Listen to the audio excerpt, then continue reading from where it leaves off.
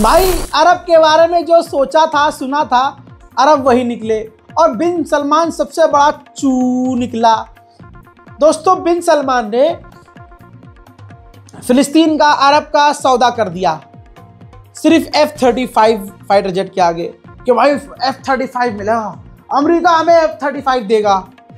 भाई जाकर डील पर साइन कर दिया, $3 ट्रिलियन खर्च करेगा अमेरिका, मतलब पैसों में फाइटर जेट खरीदेगा भी चूरन और अमेरिका में पैसा लगाएगा भी चूरन। यह है मोहम्मद बिन सलमान। अल्लाह ने पैसा दे दिया है, अकल नहीं दी। अकल है इनकी एड़ी में, लौंडियों की होती है, कहते हैं ना कि लड़कियों का जो दिमाग होता है घुटने में, थोड़ा भोली भाली होती है। ये चूरन है, इसका दिमाग है एकदम एड़ी में। इस बावले ने क्या करा जाके डील कर ली, साइन कर दिया। अब सब कुछ होने के बाद अमेरिका ने कहा है कि हमारा लॉ है, हम सऊदी अरब को जो F-35 देंगे वो इजराइल जैसा ताकतवर नहीं देंगे। यानी हम सऊदी अरब को जो फाइटर जेट देंगे F-35, वो नाम का F-35 होगा, वो एडवांस नहीं होगा इजराइल की तरह। उसमें AI लेस इंटेलिजेंस मिसाइल नहीं होगी, यानी जो मिसाइल इजराइल के F-35 में होगी वैसी मिसाइल इसमें नहीं होगी। और ये इलेक्ट्रॉनिक वॉरफेयर से लेस नहीं हो, यानी इलेक्ट्रॉनिक वॉरफेयर भी नहीं होगा F-35 में। यानी जो बड़ी बड़ी चीज़ें हैं, फीचर्स हैं, मैं कैसे समझाऊं, देखिए जो बुजुर्ग लोग हैं समझाता हूं आसान ज़बान में। आप क्रेटा लेने गए, एक कार लेने गए क्रेटा, उसका टॉप मॉडल इजराइल के पास है। अब आपको भरम दिखाना है कि यार हमें भी क्रेटा लेनी है, नाम चाहिए हमें क्रेटा, तो आप जाके उसका बेस मॉडल जिसमें सनरूफ नहीं होगा, ऑटोमेटिक नहीं होगी, 10 ये चीज़ें नहीं होंगी, है ना, जो टॉप मॉडल में, तो ऐसा बेस मॉडल जो है F-35 सऊदी अरब को पकड़ा दिया जाएगा। और इस पर अमेरिका क्या कहता है कि हमारा रूल है कि जो हम मिलिट्री वाली चीज़ें इजराइल को देंगे वो सबसे हाई देंगे। पूरी दुनिया में हम किसी को भी हथियार देंगे वो इतना खतरनाक हथियार नहीं देंगे जितना खतरनाक हथियार हम इजराइल को देते हैं। F-35 इजराइल के पास जो होगा वो सबसे खतरनाक होगा, सऊदी अरब के पास जो होगा वो हमारे जैसा यानी इजराइल जैसा नहीं होगा। तो बताइए पोपट किसका बना? नेतन्याहू ने खुद ही मीडिया से बात करते हुए कहा है कि डोनाल्ड ट्रंप ने हमें यकीन दिलाया है कि आपका जो F-35 है वो सबसे ज़्यादा पावरफुल होगा, सऊदी अरब का नहीं। वहीं मेरे दोस्तों नेतन्याहू ने बहुत क्लियर बोल दिया, क्या बोला तुर्की को लेकर, कि तुर्की जो F-35 की तलब कर रहा है उसको तुर्की को F-35 इतनी जल्दी नहीं मिलेगा, बल्कि इतनी जल्दी क्या मिलेगा ही नहीं। और हमारी कंडीशन पोजीशन क्लियर है, तुर्की को F-35 नहीं मिलेगा, सऊदी को जो मिला है वो भी हमारी कंडीशन में, यानी इतना ताकतवर नहीं जितना ताकतवर F-35 हमारे पास है। सुनिए। קודם כל אני לא מזלזל באף אחד ששם אותנו ברשימת האויבים שלו. למדנו משהו מההיסטוריה היהודית. אני בוודאי לא זקוק לרענון בנושא הזה. אני מתייחס לאיומים גם כשהם קטנים ויכולים לנבוט ולהיות גדולים. אז קודם כל לגבי ה-F-35, מה שאמרתי לך לגבי סעודיה, שהיא לא מדינה בעימות איתנו, גם לא בעימות מדיני. אני חייב להגיד שתכפיל את זה על סטרואידים לגבי העמדה שלנו על אספקת F-35 לטורקיה. וכפי שהבנתי גם, האפשרות הזאת היא מאוד רחוקה אם היא בכלל קיימת. इजरायली खूबसूरत स्पोक पर्सन ने लहराते बलखाते बालों को पीछे करते सऊदी अरब के मुंह पर थूकते हुए कह दिया, हमारी पोजीशन पहले भी क्लियर थी, आज भी क्लियर है और भविष्य में क्लियर रहेगी। अमेरिका से जो हथियार हमें मिलते हैं वो हमें सबसे ताकतवर मिलेंगे, इसके बाद जिसको भी मिलेंगे वही हथियार इतने ताकतवर नहीं होंगे जितने हमारे होंगे। सुन लीजिए। Is the Israeli government's position on the U.S. sale of F-35 fighter jets to Saudi Arabia? How does Israel assess the implications for its qualitative military edge and overall national security? So specifically on that, the Prime Minister And the president and the United States and Israel have a long-standing understanding, which is that Israel maintains the qualitative edge when it comes to its defense. That has been true yesterday, that has been true today, and the Prime Minister believes that will be true tomorrow and in the future, of course. कई सारी चीज़ों पर America सवाल उठा कि भाई Saudi अरब के साथ जो है आप काम करोगे और सऊदी अरब में न्यूक्लियर पावर प्लांट बनाओगे, ऐसे कैसे, कल वो हथियार बना लेगा परमाणु। तो भाई अमेरिकी ऑफिशियल ने सफाई दी है इजरायलियों को कि नहीं, ये एग्रीमेंट में है कि वो सिविल प्रोग्राम होगा, सिर्फ बिजली बनाने के लिए परमाणु प्लांट होगा, ना कि हथियार बनाने के लिए। और उस पर अमेरिका पूरी तरह से नजर रखेगा और यूरेनियम का इनरिचमेंट सऊदी अरब को करने नहीं देगा। मिडिल ईस्ट स्पेशल रिपोर्ट में मैं आपको बता दूं कि इजराइल का कट्टरवादी नेता बेंजवीर अमेरिका और दूसरे अलग अलग देशों में दौरे पर जाएगा, ये सीखने के लिए कि वहां कानून का इस्तेमाल करके कैदियों को कैसे फांसी दी जा सकती है। वहीं इजराइल ने एक बार फिर से गाजा पर बमबारी की है, जिस बमबारी में 5 फिलिस्तीनियों की मौत हुई और सैकड़ों घायल हो गए हैं। गाजा के अंदर जो येलो लाइन इजराइल ने बनाई थी उसको और बढ़ा लिया है 300 मीटर अंदर, यानी 300 मीटर का जो दायरा है उसको छोटा करके इजराइल ने गाजा के और भी इलाके को अपने कंट्रोल में ले लिया है। जब से इजराइल और गाजा की जंग, या यूं कहूं इजराइल ने गाजा पर हमले, वो जो नरसंहार कर रहा था वो कम किए हैं, उसके बाद 1000वां, यानी कहते हैं ना पहला दूसरा ऐसे 1000वां जो हथियारों भरा जहाज है वो इजराइल में उतरा है। ये किस लिए उतरा है? 2 ही ऑप्शन है आपके पास, ईरान के लिए, गजा के लिए। वहीं इजराइल ने इल्ज़ाम लगाया है कि हमास और हिजबुल्लाह के साथ ईरान काम कर रहा है और हिजबुल्लाह और हमास अपने आप को मजबूत कर रहे हैं। वहीं अरब के मुंह पर लानत, अल्लाह अरब को बर्बाद करे, इन गद्दार अरब को। इन्होंने फिलिस्तीन का सौदा कर दिया और अब बैतुल मुकद्दस के अंदर, मस्जिद अल अक्सा के अंदर यहूदी जाकर नाच रहे हैं।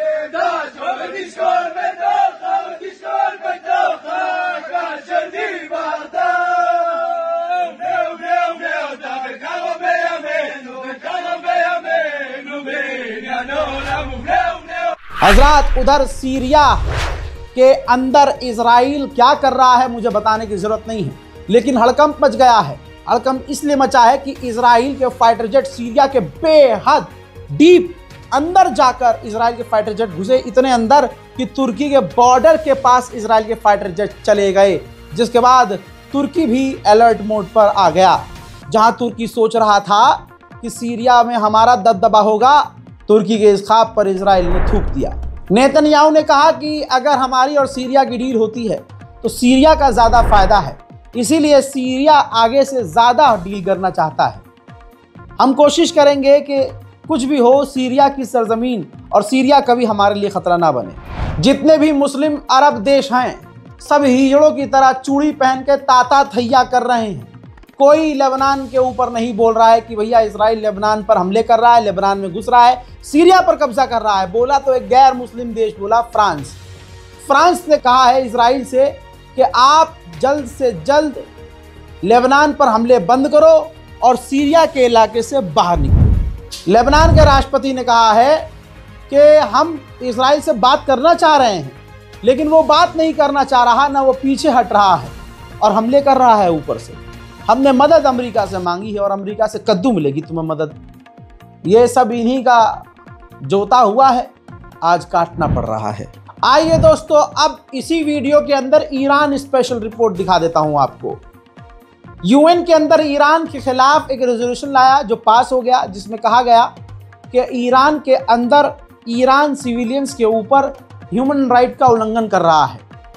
हालांकि ये सब फजूल बातें हैं, लेकिन दोस्तों किन देशों ने साथ दिया और किसने नहीं दिया ये सब एक तरफ, लेकिन हमारा जो एक समाज जो गू खाने वाला है, उनके मुंह में मूतने का मन मेरा कर रहा है आप सब मिलकर मूतिए।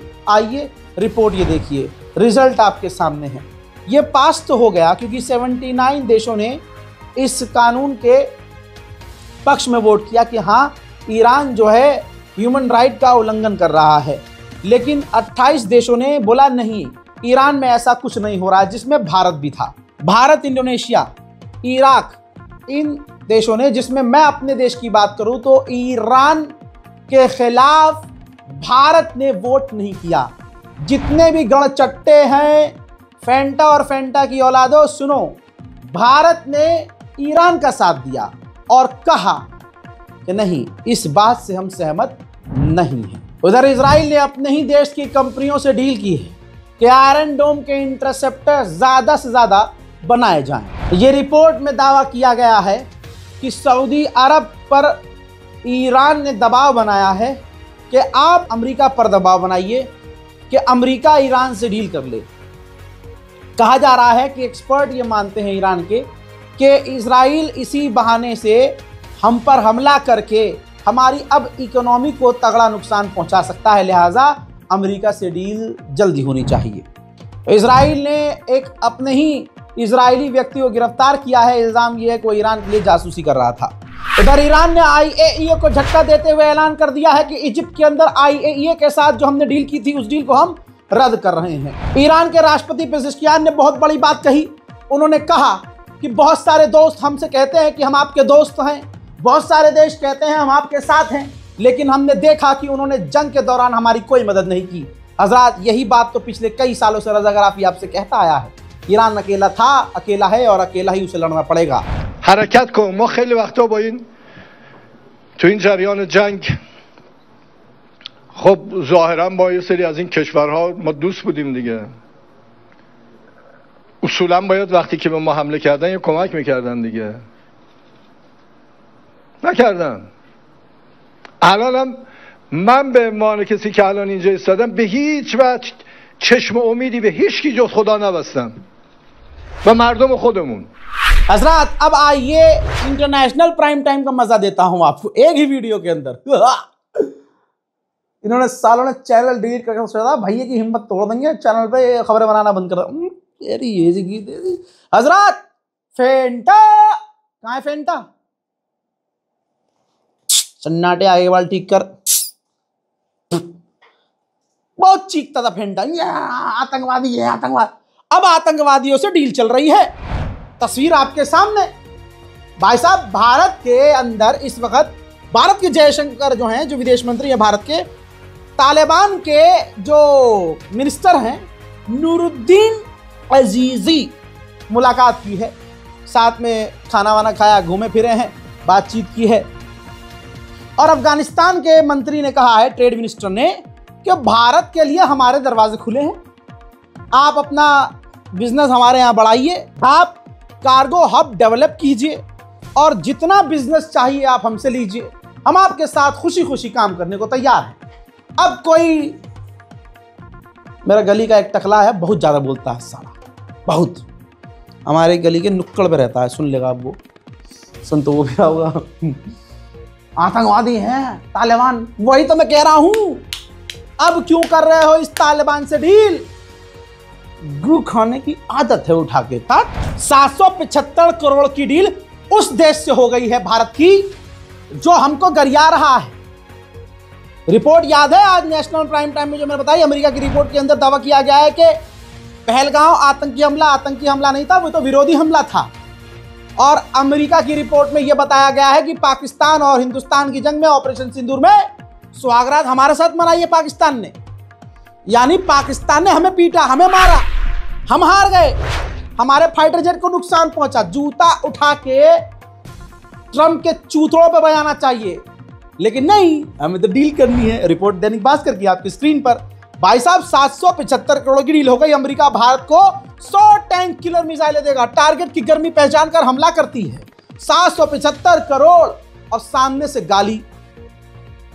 वाह भाई साहब, जैसे बिहार के लोग 10,000 रुपये में गिर गए, ऐसे ही जैसलमेर के इलाके में हमारा एक ड्रोन रामगढ़ नहारी एरिया में चक नंबर 3 सट्टार माइनर इलाके में गिर गया। कहा जा रहा है कि ये ड्रोन भारत जो है चला रहा था, उड़ा रहा था, ट्रेनिंग पर था, गिर गया। ट्रंप जो है पाकिस्तान के करीब है, उसका असर पाकिस्तान पर दिख रहा है। पाकिस्तान ने अमेरिका की हरी झंडी के बाद, रिपोर्ट देख लीजिए, एक समंदर के अंदर आइलैंड बनाना शुरू कर दिया है। यहां तेल के 25 कुएं खोदे जाएंगे और ये सब कुछ ट्रंप की हरी झंडी के बाद हो रहा है। पहले अमेरिका क्या कहता था, तू क्या है, आज हम कहते हैं तू क्या है। इस मोदी सरकार ने सारी ताकत मदरसों के खिलाफ लगा दी। इस मोदी सरकार ने सारी ताकत मुसलमानों के खिलाफ लगा दी। गंडोली मीडिया ने सारी ताकत मुसलमानों को आतंकवादी बताते में लगा दी।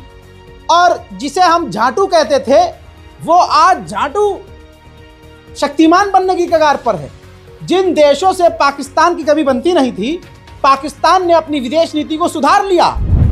तस्वीर आपके सामने है दोस्तों। पाकिस्तान के जो डिप्टी प्राइम मिनिस्टर हैं, फॉरेन मिनिस्टर मोहम्मद इशाक डार, भाई वो पहुंच गए यूरोप, ब्रसेल्स, इंडो पैसिफिक से मुलाकात कर रहे हैं। यूरोप के अधिक से अधिक नेताओं से मुलाकात कर रहे हैं। हजरात, यूरोप की डेलीगेशन से मुलाकात कर रहे हैं। डील ये है कि अब यूरोप के साथ अपने संबंध को मजबूत करेगा पाकिस्तान। इतना ही नहीं भाई, नेटो के चीफ से भी मुलाकात कर ली। जो संगठन कल तक पाकिस्तान को आतंकवादी कहते थे, आज वही संगठन पाकिस्तान से हाथ मिला रहे हैं। हमारे लिए कौन पनौती साबित हुआ है, मां की कसम भाई, खा के बताओ। भाइयों बहनों, आगे बढ़ते हैं। हम तुर्की में जलजला आए तो साले को हम भेजे भाई साहब खाना पानी। भारत ने दबा के मदद भेजी। और यह हरामी क्या कर रहा है, तुर्की पाकिस्तान के कहने पर जो अपाचे हेलीकॉप्टर, अटैक हेलीकॉप्टर हमारे पास आ रहे थे, पाकिस्तान के कहने पर, रिपोर्ट देखिए भाई, ये देखिए, पाकिस्तान के कहने पर तुर्की ने हमारे अपाचे हेलीकॉप्टर के रास्ते रोक दिए। आ गई सामने। तो भाई साहब पाकिस्तान की सब मानते हैं, एक हमारा वाला ही है बस। उसके वाले